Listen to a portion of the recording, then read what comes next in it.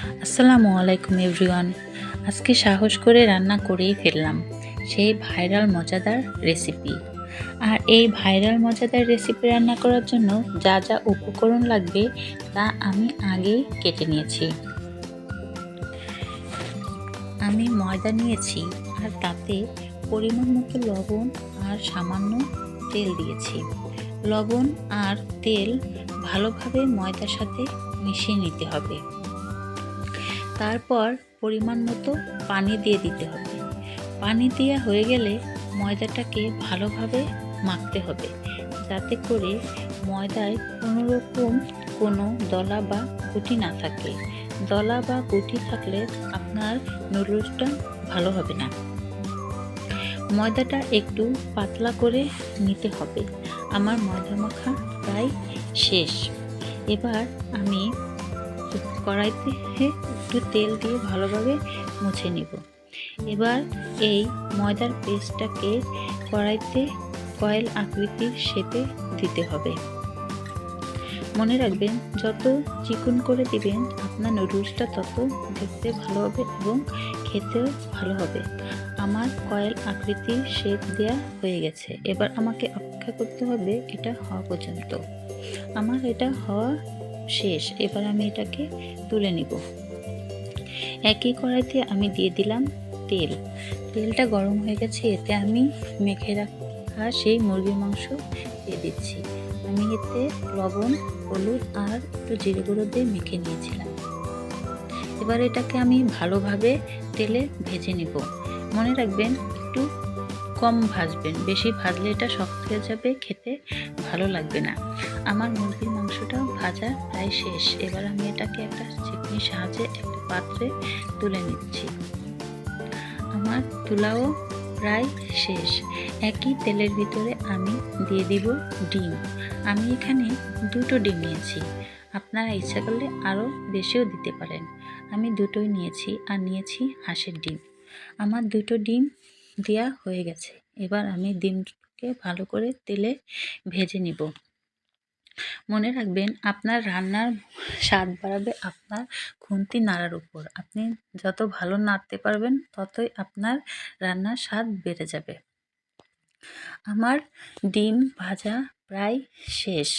এবার আমি একটা ছাঁকনির সাহায্যে এই ডিমটাকে আলাদা একটা পাত্রে তুলে নিব।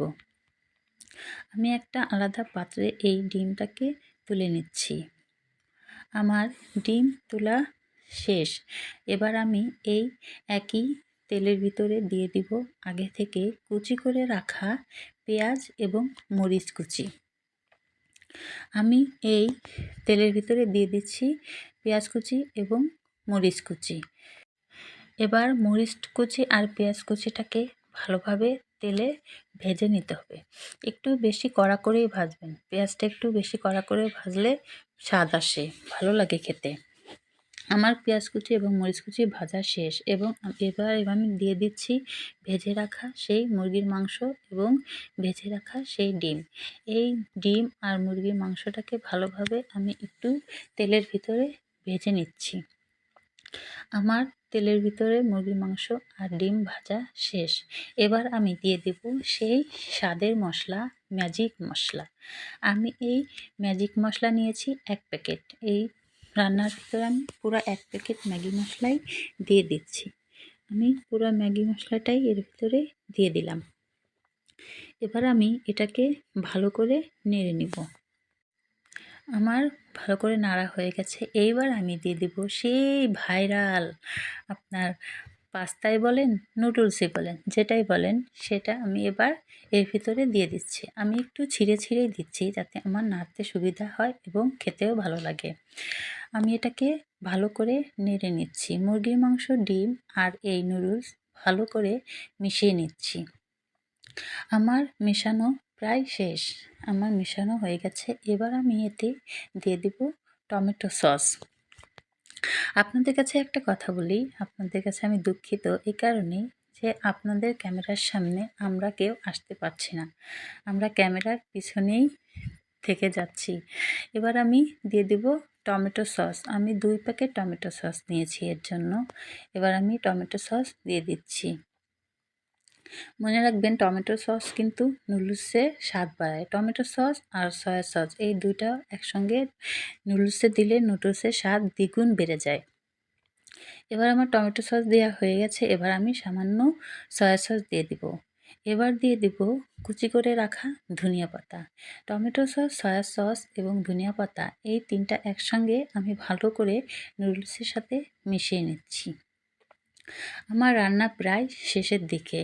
আমার রান্না হয়ে গেছে, এবার সার্ভ করার পালা। আপনাদের কাছে যদি আমার এই রান্নার ভিডিওটা ভালো লাগে তাহলে প্লিজ আমার এই রান্নার ভিডিওটাকে বেশি বেশি করে শেয়ার করে দিবেন। আজকের মতো এখানেই শেষ করছি। আল্লাহ হাফেজ। আপনারা সবাই ভালো থাকবেন।